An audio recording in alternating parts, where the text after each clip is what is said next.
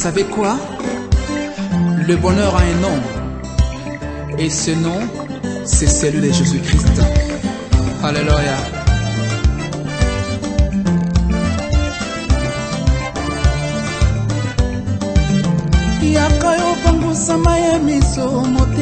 Dans un même texte, Actes des Apôtres, chapitre 1, de 1 au verset 8e. Actes des Apôtres, chapitre 1, verset 1 à 8, nous lisons au nom de Jésus-Christ. De tout ce que Jésus a commencé de faire et d'enseigner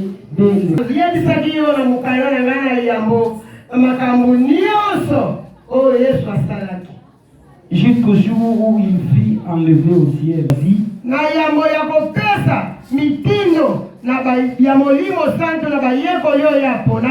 Après qu'il eut souffert, il leur apparut et leur donna plusieurs prières. Se montrant, il leur recommanda de ne pas s'éloigner de Jérusalem,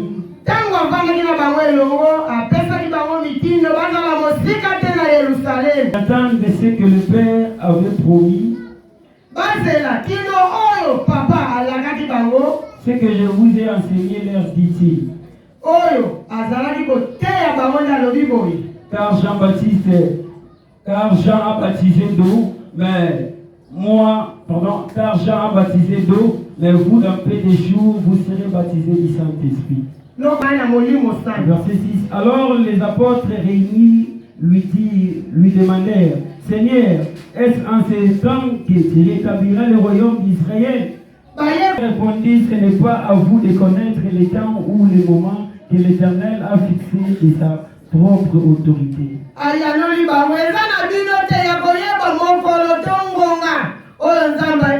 Verset 8, enfants, vous recevez une puissance, le Saint-Esprit surviendra sur vous et vous serez mes témoins.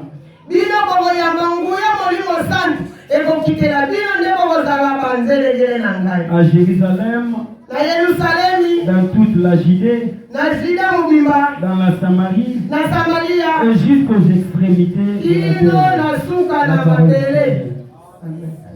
Seigneur notre Dieu, ne sont pas, Seigneur, les vraies limites de la terre, ni les vraies limites des eaux, ni les vraies limites de l'espace, ni les vraies limites de l'univers. Mais toi-même, tu nous as promis, et c'est toi-même qui vas nous conduire jusqu'à ces extrémités. Nous avons besoin de ton secours, nous avons besoin du Saint-Esprit que tu nous as promis, et à partir de ces jours, Seigneur, que chacun de nous puisse avoir un visa et passeport qui va nous permettre d'aller jusqu'aux extrémités de la terre à travers ta parole. Éloigne de nous tous ceux qui n'ont pas ton nom, par le nom précieux de Jésus-Christ. Je bénis l'auditoire tout entier, même ceux qui m'écouteront de loin. Seigneur, que cette affaire les concerne tous. Père, merci. Que la gloire et la louange, Père, reviennent à toi et à toi seul par le plein précieux de Jésus-Christ, qui est notre Seigneur et notre Sauveur. Et tous les communs encore, nous disons gloire et louange à toi, Seigneur Jésus-Christ. Gloire et louange à toi, Seigneur Jésus-Christ. Mettez-vous. Saluons-nous les uns les autres.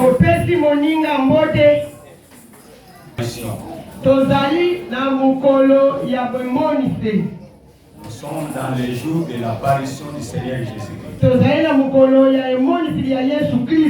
Qui a ton projet? C'était pas encore vu Jésus. Il se verra à toi. Toi seulement. Il y a plusieurs façons dont il se révèle. Il a plusieurs façons. Plusieurs façons. En moi, il s'est révélé par un vent qui avait percé mon cœur. C'était un jour de dimanche. Quand on priait ici à Madimba, là où j'étais né, Après les quitte, plus précisément à l'armée, c'est là où j'avais eu l'envie de mourir. J'avais senti quelque chose dans mon cœur. J'ai désiré ce jour-là de mourir. Parce que je craignais de tomber encore dans les péchés. C'est bien que je puisse mourir pour que je ne puisse pas encore tomber dans les péchés. Et Dieu n'a pas voulu mon désir là. Parce que j'ai beaucoup à faire avec lui. Là, c'est la manière que Dieu s'est révélé en moi. C'est le premier miracle. Et ce miracle-là, quand j'ai lu la Bible, je ne suis pas la première personne à y vivre. Il y a Élie aussi avait eu ce sentiment-là. Dans 1 Roi chapitre 19, vous savez que le prophète Élie était un prophète méchant.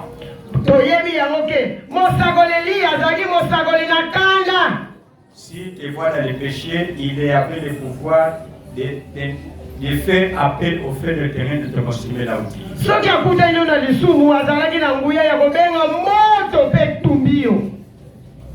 Et ce jour-là, il avait revêtu la chair de l'homme. Il a eu peur devant Jézabel, qui s'est décidé de le tuer. Et Élie s'est mis en fuite. Il a désiré la mort. Et il a été consolé par un ange. Il est venu lui donner du pain et de l'eau à boire. Pour se fortifier, il lui a dit que vous avez un long voyage. Élie se leva. Il est allé se cacher dans un trou. Parce qu'il avait toujours la peur de Jézabel. Et quand il se trouvait dans le trou, il a entendu un vent violent. Il croyait que c'est Dieu qui passait. Et ce n'était pas Dieu qui passait. Et il a aussi senti une grande chaleur dans son corps. Il croyait que c'est Dieu, oh, ce n'était pas Dieu. Et enfin, il a senti un vent doux. C'est là où il avait écouté la voix de Dieu. Alléluia. Amen. Dieu va se manifester en toi. Ce n'est pas de toute manière que vous voulez. Selon sa manière. Il y a certains qui ont entendu la voix de Dieu dans la prison. C'est comme Jérémie. Il y a d'autres qui ont écouté la voix de Dieu dans la souffrance. C'est comme Job. Il y a d'autres qui ont écouté la voix de Dieu sans souffrance.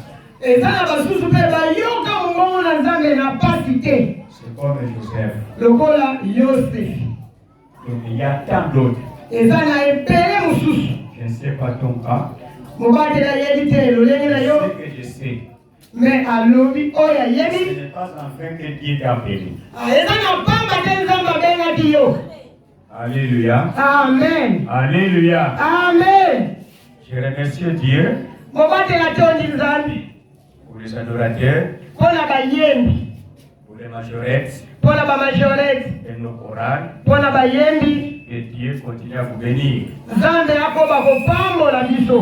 Et toi-même aussi que tu sois béni. Le dimanche passé, nous étions nombreux. C'était la Pâque. C'était le passage. C'est le jour que Dieu nous a mis à part. Qui appartient à Dieu. Moi j'appartiens à Dieu. Je n'appartiens pas à ma famille, mais je m'appartiens à Dieu. Dieu t'a mis à part pour te bénir. Pour proclamer le haut fait de l'Éternel. Pour t'amener sur le chemin de la lumière. Sur le chemin de la paix, de la gloire. Et maintenant Jésus lui-même est avec nous.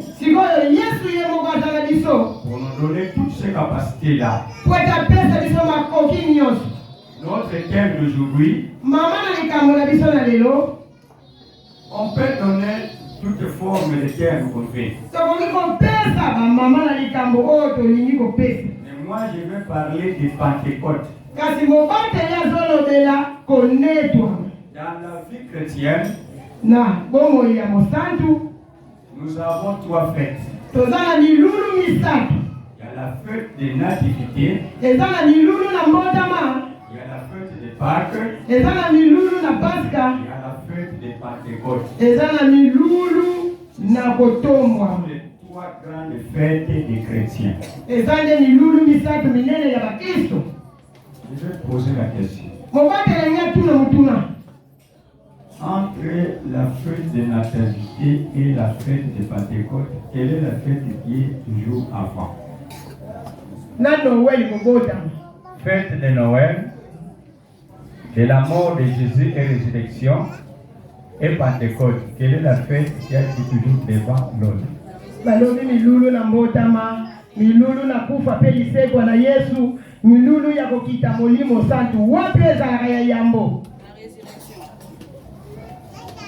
La résurrection. C'est la naissance. La fête de nativité, la fête de la mort de Jésus, c'est-à-dire que la Pâque. Et la Pentecôte. Qui a été toujours devant. Wapi ezalaka ya yambo? L'activité.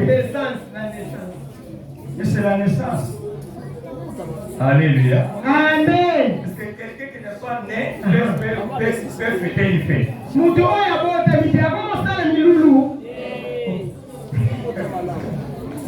Alléluia. Amen. Il faut fêter une fête. Il faut d'abord c'est une fête qui avait troublé Nicodème dans la Bible. Nous sommes dans Jean chapitre 3. Si on peut lire rapidement. Jean 3. C'est la fête de nativité qui est toujours devant. Mais si vous regardez le calendrier, c'est comme ce Noël qui a été toujours devant. Parce que tu regardes le calendrier terrestre.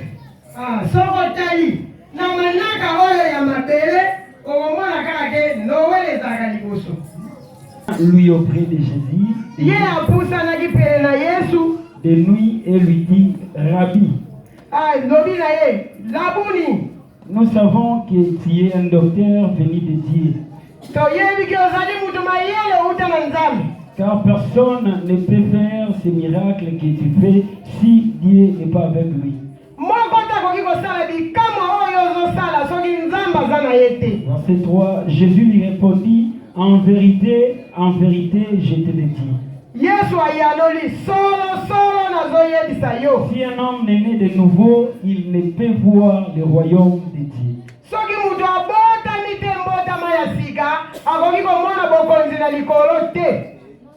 4. Peut-il rentrer dans le sang de sa mère et naître? Jésus répondit, en vérité, je te le dis. Si un homme est né d'eau et d'esprit, il ne peut entrer dans le royaume de Dieu. soki mutu abotami te na mai pe na molimo akoki kokota na bokonzi na likolo te. Merci beaucoup. On parle d'un homme tozolobela mutu moko qui était docteur, mais qui n'avait pas eu cet enseignement-là sur la nouvelle naissance. Mais azwaki te mayakisi wana ya mbotama ya sika. Mais il était docteur de la loi. Kasi azalaki mokonzi na mibeko. Mais quand il a rencontré Jésus, Tango akutanaki na Yesu, il s'est étonné de quelque chose. amituni akamwe eloko moko. Ce sont les miracles que Jésus opérait. Bikamwa oyo Yesu abandaki kosala. Cela était focalisé son raisonnement. Nde esika ya tutamaki na makanisi Il na a ye. comparé les miracles de Jésus Akoki nasaki bikamwa ya Yesu et les miracles de ceux qui n'étaient pas en Jésus-Christ. na bikamwa oyo bato mosusu bazalaki kosala bazalaki na Yesu Et te. lui-même a conclu Ye moko asukisi que les miracles que Jésus opère, ke bikamwa oyo Yesu azosala ce sont des miracles d'un homme venant de Dieu. eza esika bikamwa ebandaki. Mais avant lui, Liboso na ye il y avait aussi des miracles. bikamwa mpe ezala kosalama. Mais les vrais miracles ont commencé au moment où Jésus était né. Kasi bikamwa ya solo ebandaki ntango Yesu abotamaki. C'est le moment des vrais miracles. Nde esika ya bikamwa ya solo. C'est ce que je voudrais vous dire que maintenant nous entrons dans le moment des vrais miracles. Na yango mobatela lobi sikoyo tokoti na bikamwa ya solo. Parce que c'est l'enseignement qui va nous conduire dans ces profonds miracles-là. Po ete eza malakisi oyo ezomema biso ya kokota na bikamwa yango. Nicodème s'étonne. Nikodeme abituni yambo. Un grand homme comme moi. Nga mutu nakomi tata mobimba boye. Est-ce que ma mère permettra que je puisse encore entrer dans son ventre Mama ngo akondima nakota lisusu ya libumu na ye. pour naître de nouveau? Po ete nabotama lisusu ya esika.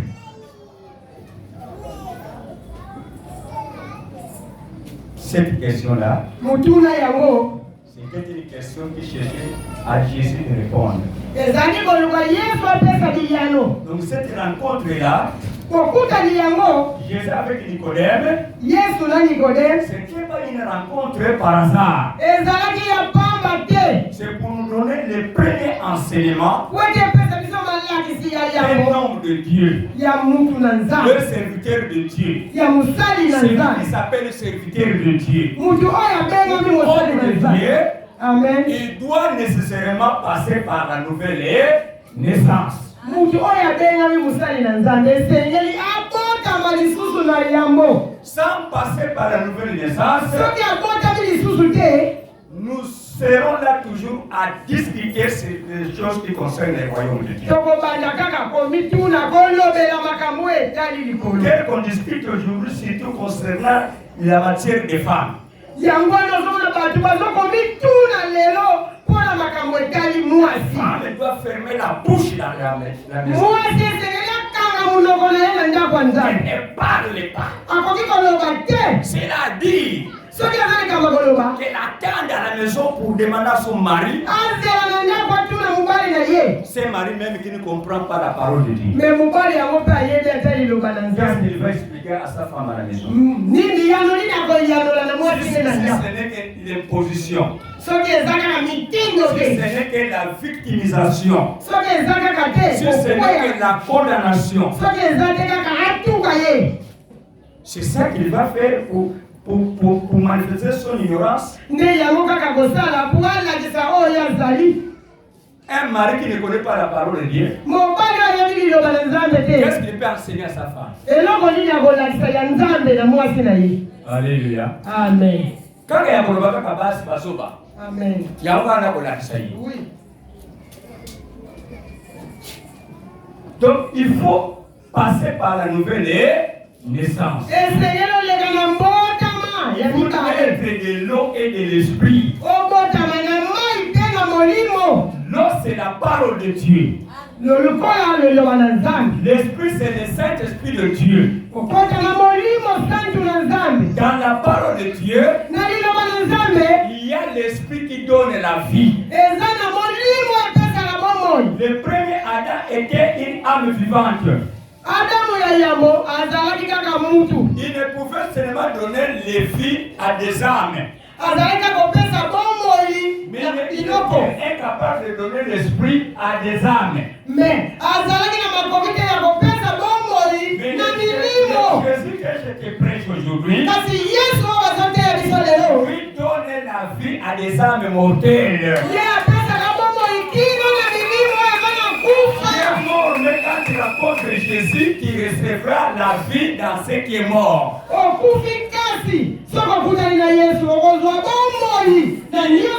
Il a les vaccins qui ressuscitent les organes mortels. Même si tu es stérile, Jésus a ces médicaments-là pour combattre la stérilité. Même si tu es aveugle, Jésus a ces lunettes-là pour combattre l'aveuglement. Même si tu es sourd, Jésus a des nouveaux haut-parleurs à te donner. Même si tu es muet, Jésus a toujours un stylo habillé à ceux qui ne savent pas parler. Même si tu es mort spirituellement, il a toujours ce médicament pour te refaire vivre encore. Même si tu étais entre les mains des sorciers, il a l'esprit qui ramène quelqu'un qui est de la sorcellerie à la fin de la sorcellerie.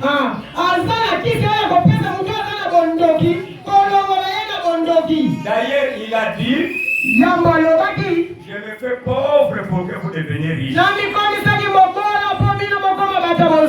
C'est Jésus qui a cet esprit-là. Les disciples n'avaient pas cet esprit-là. Ces apôtres n'avaient pas cet esprit-là. Et Jésus n'a pas voulu qu'ils puissent continuer à vivre de telle manière-là. Après sa mort, ses disciples se dispersaient. Ils n'avaient plus encore la foi en Jésus-Christ. Lire Luc chapitre 24, on ne va pas lire. Là, on nous parlait du premier jour de la résurrection de Jésus-Christ. Les femmes se sont concertées d'aller au tombeau pour embaumer Jésus-Christ. Mais arrivé au tombeau, ils se disaient qui va nous ôter la pierre. Cela était leur souci. Parce qu'on avait mis un grand béton au-dessus du tombeau de Jésus-Christ. Et nous ne serons pas mesures d'enlever ce béton-là.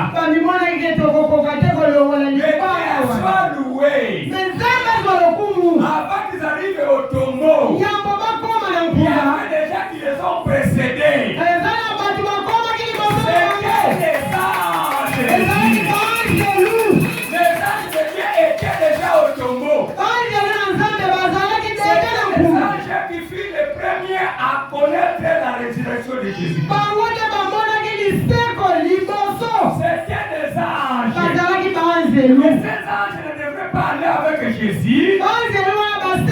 Ils devaient rester au tombeau pour donner les informations à ceux qui viendront au tombeau pour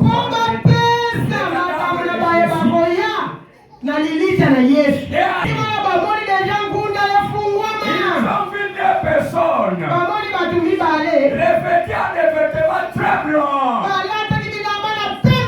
Et quand les femmes ont vu ces anges-là, les âmes tremblaient, les étaient agités, la crainte les emparait. C'était les anges qui devraient les fortifier.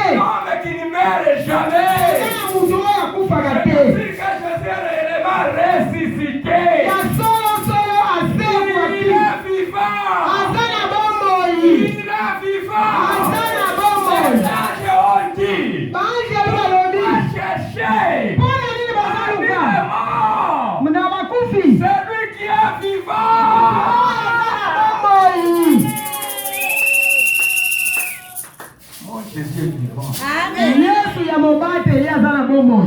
Jésus est vivant. Yesu na yope azana bomoi. Notre Jésus est vivant. Yesu na bisu azana bomoi. Jésus est vivant. Yesu na bango azana bomoi. Il est vivant. Azana bomoi. Il n'est plus au tombeau. Azali susu na malita te. Tombeau est ça c'est le matin malédiction là. Ah, mbana lilita kuna etika na kimana bandeba na yo. Ils sont restés au tombeau. Nyosa ya mabetika na tombeau. Ils sont restés au tombeau. Iloko nyosa mabetika na tombeau. Bomoi. Je suis retourné. Na zoni lisusu. Parce qu'il y a des choses que je n'avais pas accompli. Kwetezana makambo musu akokisa kite. Et il y a des choses que je ne vous avais pas données. Ezana makambo mususu na pesa kibilose. Pourquoi je suis revenu Yango wana yeko zonga. pour vous les donner? Kweteza pesa bilo yango. Quelles sont ces choses-là? Biloko angweza biloko C'est nini? de recevoir la puissance. Eza ya koyamba nguya ya molimo santu. C'est là notre nez du problème. Nge esika likambo ezobota. Jésus est venu pour les réenseigner encore. Yesu ayaki mpo ateya lisusu. Mais pas plusieurs messages. Ayaki na malako ebele te. Toujours un seul thème seulement. Ayaki kaka na eloko moko kaka. C'est le thème que nous allons développer jusqu'à décembre. Nde yango kaka tokobanda kolobela kobanda lelo kino na suka mbuya. Jusqu'à décembre. Kino na suka mbula. Et je suis sûr Mobate na lobea que tu ndimi ne sami. resteras pas les mêmes. Okotika na lelengo zwani Tu ne te. seras plus les mêmes. Okotika na lelengo Tu ne te. seras plus les mêmes. Okotika na lelengo Tu ne te. seras plus les mêmes. Okotika na boye Parce que te. c'est le message qui cadre toute la Bible. Kweteza makalakisi oyo ezosangisa Biblia nyonso. C'est à travers ce message où naissent tous les serviteurs de Dieu. Ah, nena maloba oyo esika babotami Quels kate nyonso. sont les serviteurs de Dieu? Ah, lolenge nini ya basali na Nzambe. Les serviteurs de Dieu qu'on appelle les charismatiques, Eza baservitere oyo bazobenga bakarismatike. qui sont dans la charismaticratie. Oyo baza na Kristo. Ah là là là là. C'est un mot difficile. Ceux qui sont dans charismaticratie. Oyo bazali donki na kondima. Donc des serviteurs qui sont gouvernés par les charismes du Saint-Esprit. Ok, baservitere oyo bazotambola na lolenge ya molimo santu. Charismique, il veut dire tous ceux qui font des miracles là. Baoyo nyonso bazosala bikamwa yango. Tous les médicaments là. Bakisi nyonso Qui wana. produisent des miracles. Oyo ezobota bikamwa. Ce sont des charismes. Ok. Alléluia. Amen. L'ensemble de tous ces dons-là. Lisanga ya makambo wana Donc nyonso. Dieu veut faire de toi Nzambe alingi kosalela yo. un dynamo. Mutu wa makasi. Vous savez le dynamo? Oyebi dinamo. C'est comme un groupe électrogène Eza lokola groupe oyo tosalela. qui peut alimenter tout un quartier Oyo ekoki kotia minga letuluku ya bato. avec de l'électricité. Mais quand tu n'as pas démarré, Kasi soki nanu il babendi yango ne te. produit pas de courant. Ekopesa yango eloko Il te. suffit de démarrer, Kaka soki bobengisi il ya. produit le courant. Abimisi mbala Il moko veut dire lusie. un seul chrétien Ozalaki mutu moko. est capable de bouleverser Congo entier. Aza na makoki ya kondimisa mboka mobimba. Un seul chrétien est capable de bouleverser tout Congo. Mosantu moko aza na makoki ya Sans kondimisa. prier. Na losambo na ye. Sans prier. Na losambo na ye. Je ne sais pas si c'est capable de manger du cela. Mobate alobi abosani soki mpe na pakati mwa mutu alobaka yango. Dans Luc chapitre 14, Na mokanda na Luka. Jésus parle de la guerre. Yesu kuna azolobela ya kobundisa bato wana. Il faut négocier avec les ennemis. Esenge tokende toyokana na bango. Alléluia. Amen. Alléluia. Amen. Et aujourd'hui, Elelo yo nous sommes en train d'accepter. biso wana tokomi mpe bongo makasi eza te tozokende toyokana. Enseignez ça par la Amen. Et tout ce que vous voyez, Mobateli ateya balobi nyonso tozomona. vous voyez quand quelqu'un a bien mangé, Omoni mutu soki ali atondi.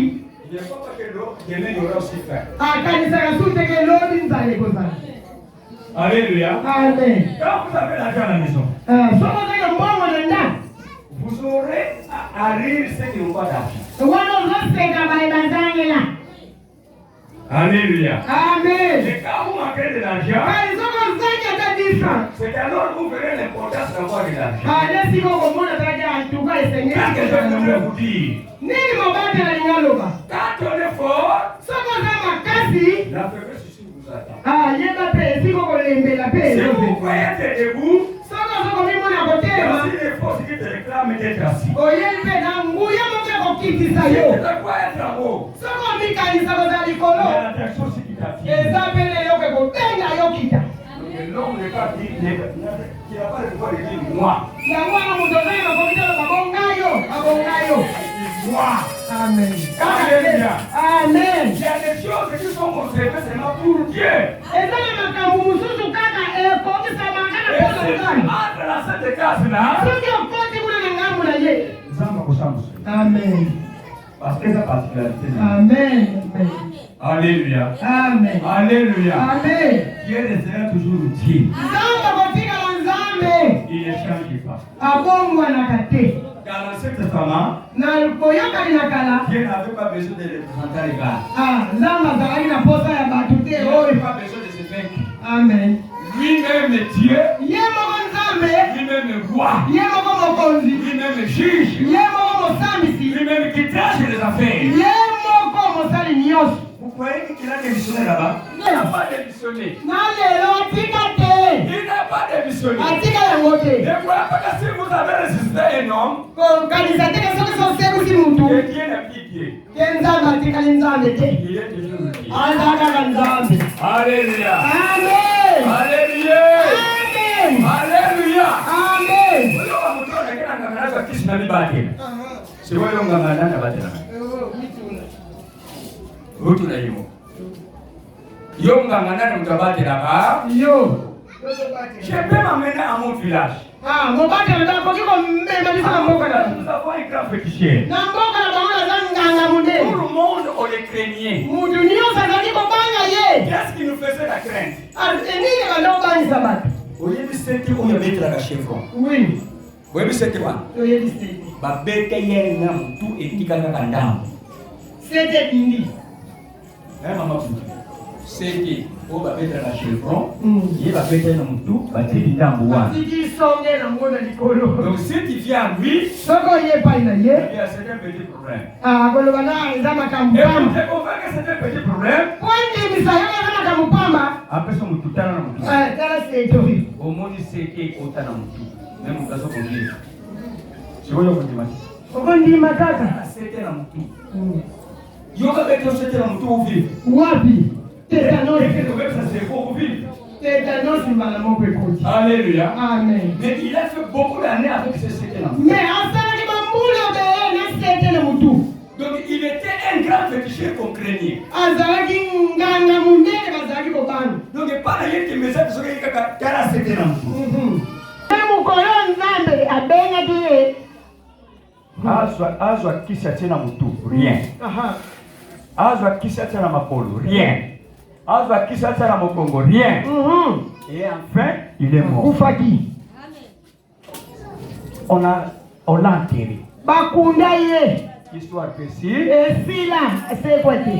Pourquoi Jésus peut mentir quand il dit dans Matthieu chapitre 24? Il a dit aucune pierre qu'on peut mettre au-dessus d'une autre pierre. Parce que cette pierre-là soit renversée. C'est Jésus qui reste la pierre annulée. Alléluia. Amen. Nous sommes des petites pierres qui peuvent se renverser. Crois à Jésus-Christ. Comme ton Seigneur t'a sauvé. Ça a sauvé toi avec ta famille. Pendant si longtemps. C'est une vérité. Il a dit erreur pour vous qui avez ramassé cette pierre-là. Mais pour les autres, cette pierre-là devient une pierre d'achoppement. Amen. Soit du côté de Jésus, il va vous honorer. Nous entrons dans le texte. tozongi na matangi. Jésus parle à Théophile. Yesu azoyebisa Théophile. Pardon, c'est les actes des apôtres qui parlaient à Théophile. Liki ndazoyebisa Théophile. Il était peut-être son adjoint. Ah, peut-être azalaki mulandi le. J'ai écrit dans la première lettre. Ayebisaki na koma yango na makomi ya liboso. Nabengaki. Que j'ai déjà écrit dans la première lettre. Ah, ayebisaki nazo pa. Jésus était en train d'enseigner ses disciples.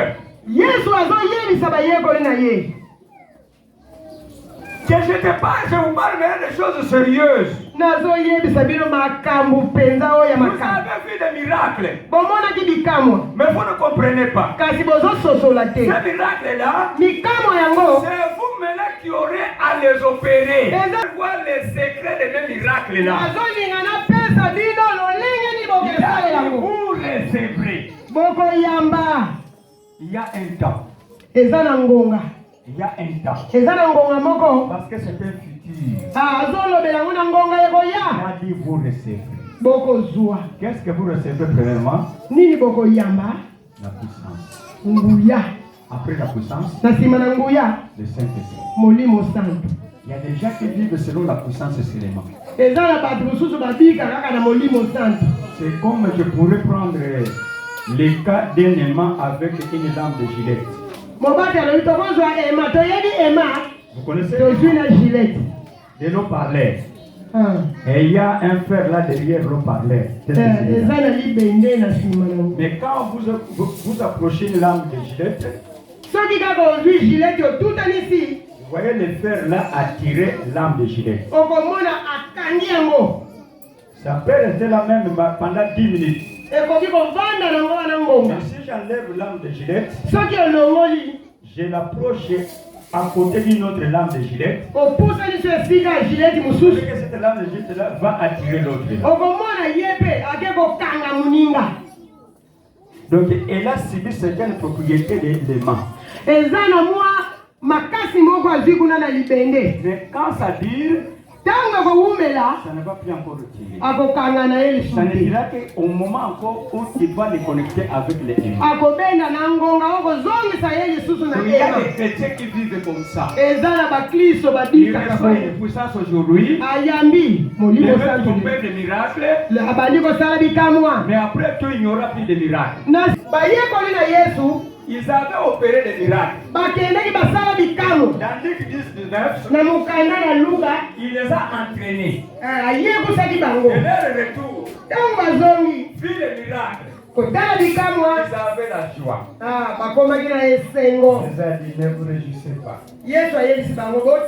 Moi-même, je voyais ce qui s'est passé en haut contre vous. Si vous voulez vous réjouir, que votre nom soit inscrit dans les livres.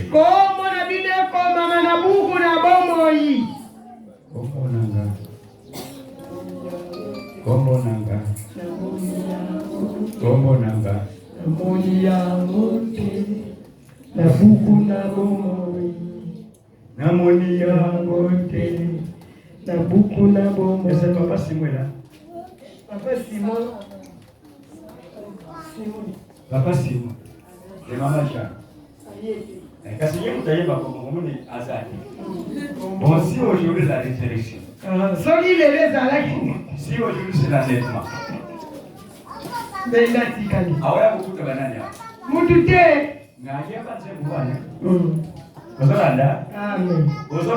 Amen. Jésus a dit vous recevez une puissance. Le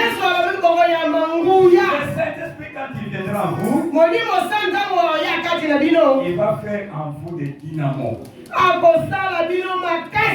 des groupes électrogènes. Amen. À la lumière. Je vous avais parlé des miracles automatiques. Si le Saint-Esprit est en vous, même mon ombre peut guérir les malades. Peut chasser les démons. Sans qu'on te touche. Même mon vêtement. Qui les touche. Qui guérit. C'est écrit dans la Bible. Dans Marc 5.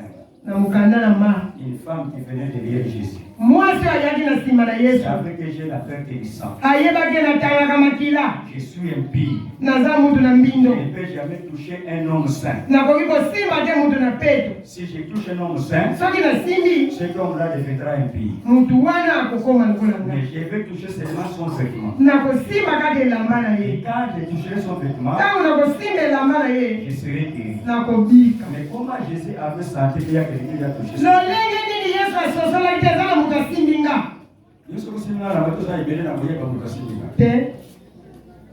Mais Jésus avait senti qu'il y a quelqu'un qui a touché mon vêtement. Vous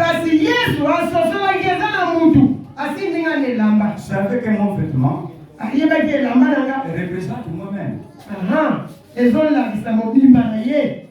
Ma souillère se trouve dans le même vêtement. Et c'est ce que font les féticheurs. C'est ce que font les sorciers. Je me rappelle. Et je le répète. J'avais ma nièce à moi. Elle a fait avec moi 9 ans. Elle a pris la couturière. Elle a commencé à gagner de l'argent à la maison chez moi. Mais un jour, il m'a dit je suis sorcière. Même pendant la nuit, je suis Kuluna. Moi, moi, c'est la bouga de la Kuluna. J'ai dit, mais nous dormons ici. Quand est-ce que tu sors de la maison?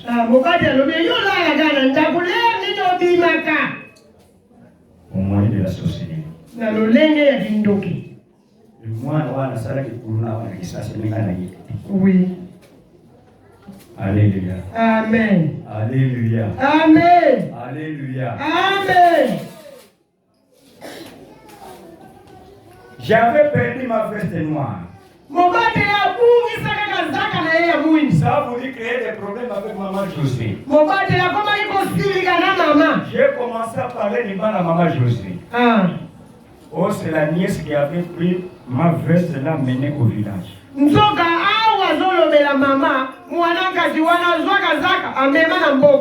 Il est allé donner à une de mes sœurs pour faire l'agriculture avec pendant la nuit.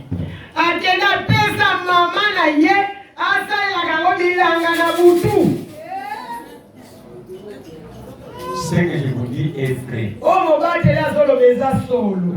je vais vous demander, poison bilama n'a déjà qui nous qui Amen. Amen. Comme tu regardes, qui a déjà fait ça, non?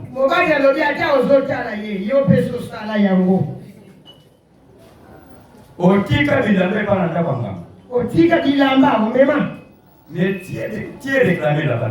Si go bilamba wanotika kuna. C'est là-bas on te réclame. Bilamba otika na ndako nganga. Moïse avait dit. Dans Exode chapitre 10. Il a dit, nous allons sortir de l'Égypte. Nous avec toutes nos familles. Mais on ne peut jamais y laisser ne fût qu'un ongle. Et combien d'années qu'ils avaient fait en Égypte?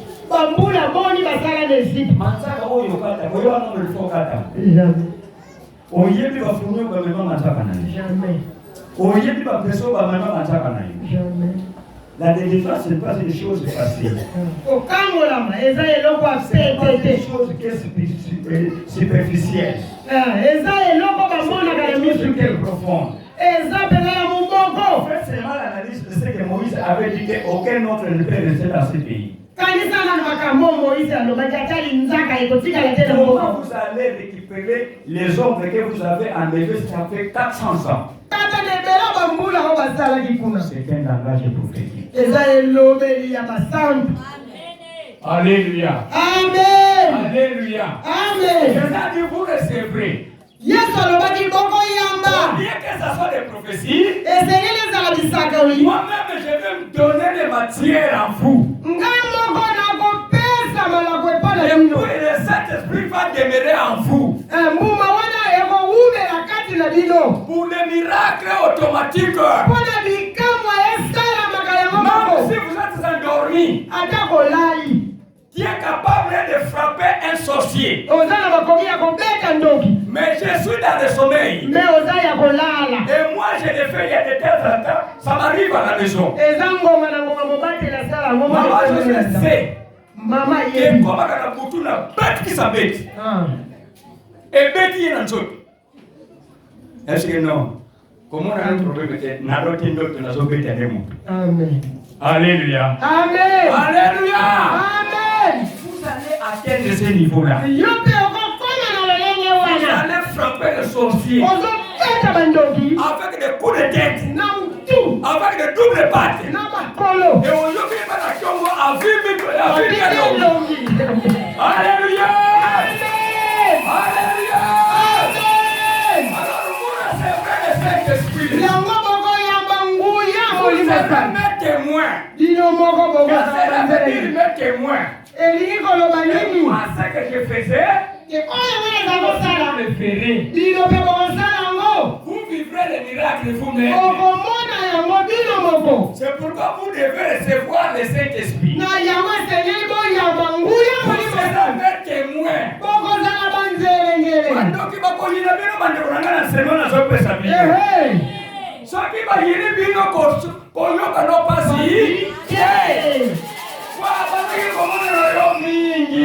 C'est la vérité. Alléluia. Alléluia. Même au pouvoir prophète de quitter. Dieu nous donne aussi les ailes pendant. Ah oui, c'est la vérité. Pour traverser d'ici Congo Brazzaville. Amen. Alléluia. Amen. Alléluia. Amen. C'est pourquoi il va nous donner le Saint-Esprit. Ça va le prophète d'aujourd'hui.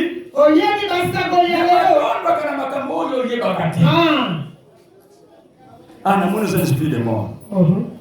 C'est quoi le prophète? On dit c'est quoi ce que le vino? Il faut un esprit de mort. Sur la capolie d'olive. Il y a un parfum, il y a un mafuta ya chachacha, na poudre comme ça, na salle de bureau, mais na souka, on peut s'accompagner, c'est un ami qui mais qui est un prophète. Est-ce que les loups bon, c'est quoi ça prophète? Il faut oui. Hein? Matthieu 10, verset 6. Qu'est-ce qu'on dit? Matthieu 10. Jésus ne sera pas encore envoyé, mais il est dans déjà les enseignements. Comment vous devez travailler? Matthieu 10, verset 6. Qu'est-ce qu'on dit? Matthieu chapitre 10, verset 6. Le Bible dit, allez prêcher et dites les royaumes des cieux et proches.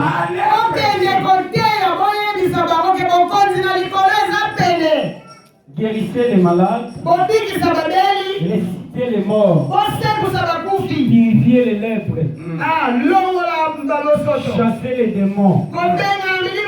Vous avez reçu gratuitement, donné gratuitement.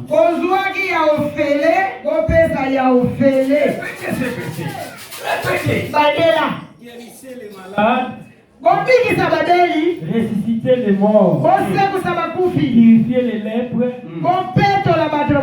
et chassez les démons. Vous avez reçu gratuitement, donné gratuitement. Vous avez reçu comment? Gratuitement. Répondez tous gratuitement. Gratuitement. Gratuitement, il vous le dit. Mais maintenant, vous allez donner comment? Vous allez donner comment? Gratuitement. Recevoir gratuitement. Donner aussi. Oh, Maya, qui m'a dit que bazote encore moi mon lagi $10. Si vous avez ça fait, vous avez ça. Alléluia. Amen. Madame, on a même un malade ici. Oui. Malade est possible. Parce que vous êtes connu. Oui. Vous avez un malade ici. Amen. Est-ce que vous avez Amen. C'est ce qui faisait la colère des principaux sacrificateurs contre Jésus.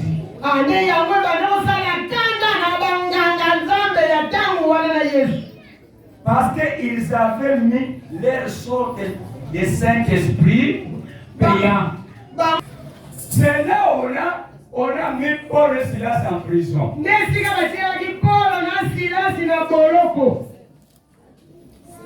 Acte 16, continue du verset 1. Acte chapitre 16, le livre dit: il se rendit ensuite à Derbé et à Lystrée. Et voici, il y a là un disciple nommé Timothée.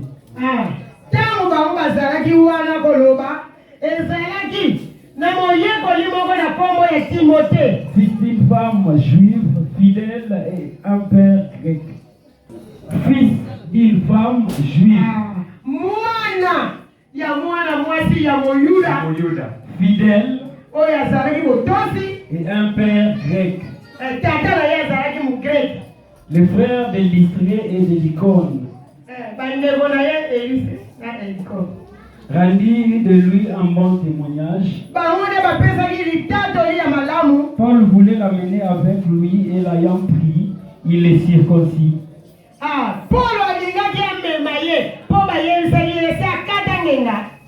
À cause des Juifs, son père était grec.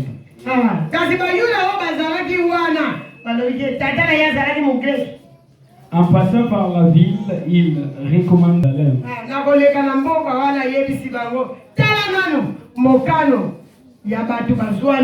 Arrête là. Maintenant va au verset 16. Parce que c'est là où se trouvait. Verset 16. Comme nous, le voyage de Paul avec les disciples qui étaient fidèles. Qu'est-ce qui leur arrive? Comme nous allions au lieu de prière, une servante qui avait un esprit de python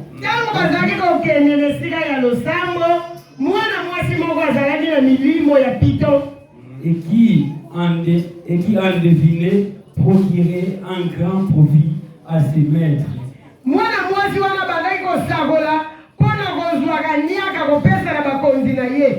devant de nous et s'est mis à nous suivre. Paul et nous, elle cria. Cet homme sont les serviteurs du Dieu très haut.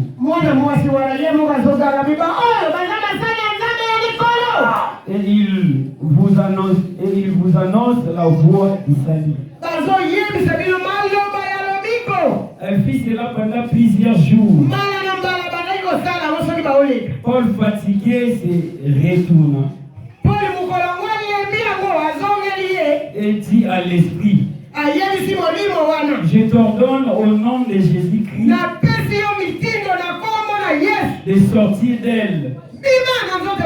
Et il sortit à l'air même. Les maîtres de la servante voyaient disparaître l'espoir de l'air. Se saisirent de Paul et de Silas et les traînèrent sur la place publique devant les magistrats. Amen.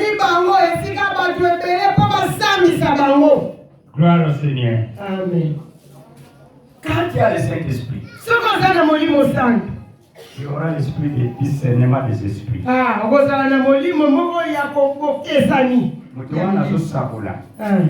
Même à Solo Makambuya bien. Ce qu'on a mouru ensemble. Vous voyez, on mouru ensemble, vous êtes ensemble. Alléluia. Alléluia. Mais tellement que Batubasa n'a quitté. Si tu n'as pas jeune fille, il y a ma balle. Donc, quand on a quitté, il y a une balle. Qui n'en a pas oué, c'est que tu as ça dans ma bouche. Ce qui n'a pas la chance, elle va la chance, elle va arrêter.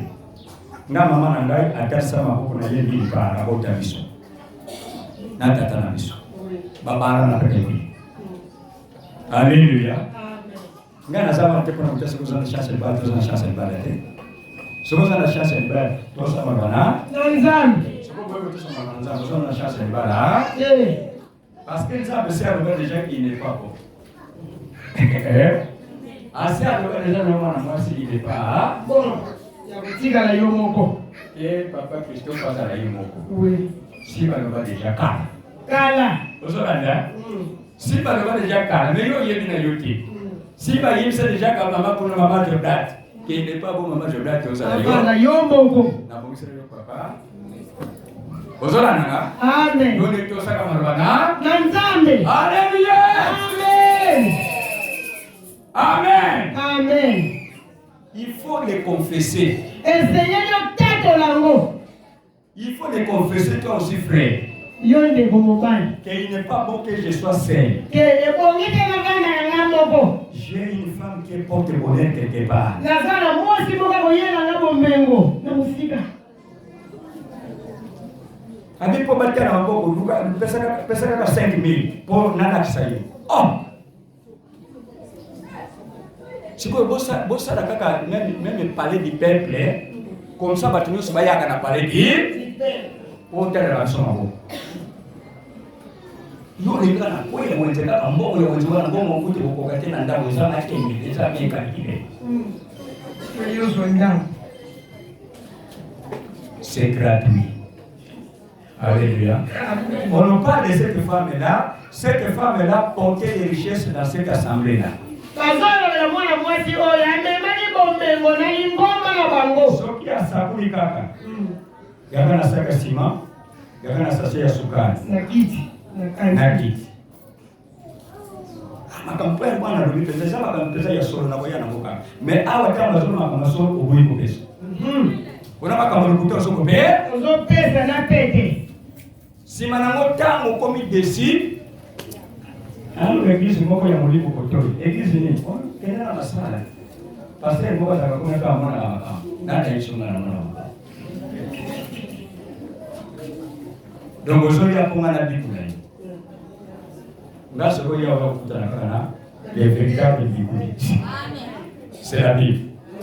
Ozolanda. Amen. Est-ce que ozolanda? Amen. Ma réponse na yo c'est ça la Bible. Na Biblia. Vous avez ça classant bien. Banaka. C'est ça ma maman. Il est vivant. Il est ressuscité. Il est vivant. Il est ressuscité. Pour mettre fin, le Saint-Esprit de Dieu est imblasphémable. Le Saint-Esprit de Dieu est imblasphémable. Et le Saint-Esprit de Dieu, c'est lui qui fait de nous que nous soyons des chrétiens aristocratiques. C'est-à-dire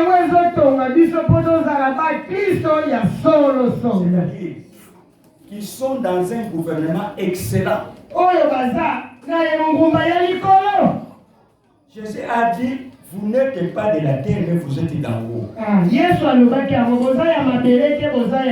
C'est le Saint-Esprit qui fait de nous que nous soyons des chrétiens archétypes. Ça veut dire être archétype. Modèle à suivre. Les gens qui sont des bons modèles à suivre. Il y a beaucoup d'hommes de Dieu qui ne sont pas des modèles à suivre. Qui ne sont pas modèles à suivre. Et qui sont en train même je ne sais pas, de mettre la religion chrétienne en conflit.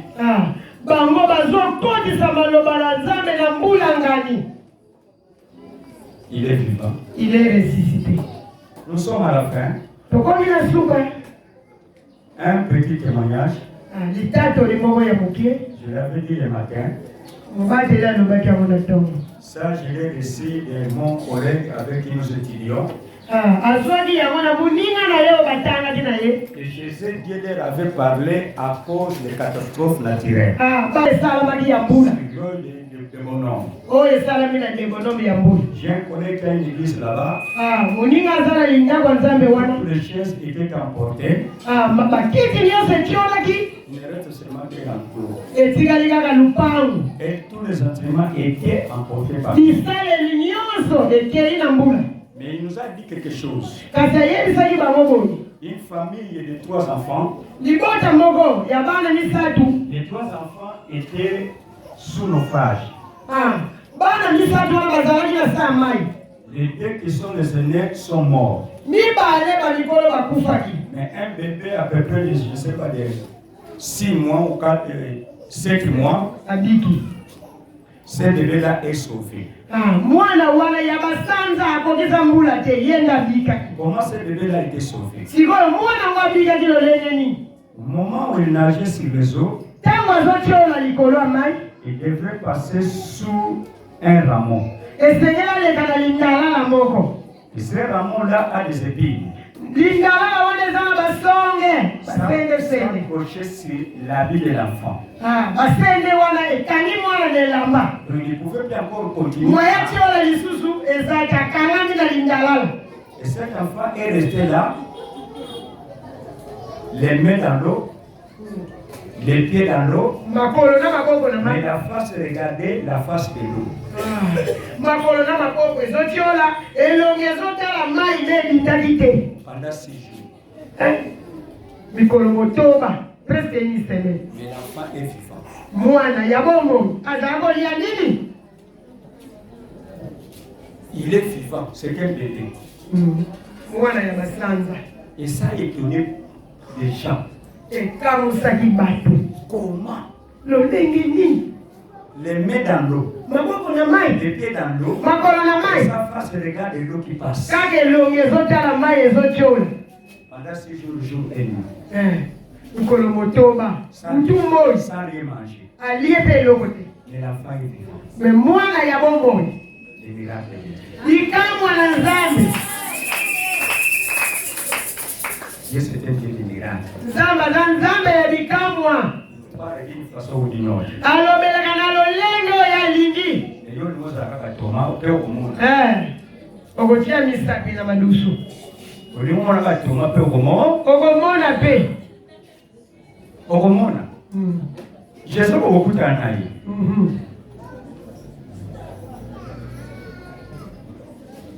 Otomona sana tembe na vena ye. Est-ce que zana mutazana tembe? Lève là. Mutu atembe tongola loboko. Asante. Il y a quelqu'un qui croit qu'il y a des miracles. Ezala mutu andimake bikamwa ezali. S'il y a quelqu'un qui croit qu'il se lève, Soki ondimi tongola loboko. lève-toi debout. Otemi. On va prier. Tokobondela. On va opérer ce miracle. Nzambe kosala bikamwa na ye. C'est la parole tout d'abord. Eza liloba. Quand tu crois la parole, Soko ndimi liloba. le reste c'est pour Dieu. Oyo etikali ya nzambe. Il est vivant. obitumba libota na ngai esengi lola bitumba lotomo na ngai esengi lola obitumba kobota na ngai esengi lola